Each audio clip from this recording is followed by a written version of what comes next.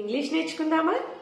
మనకి రాని ఇంగ్లీష్ని మనకి తెలిసిన తెలుగుతో జోడించి వర్బ్ ఫామ్స్ను మా స్టూడెంట్స్ చేసే ఈ చిన్న యాక్టివిటీ ద్వారా నేర్చుకుందాం. Let's start.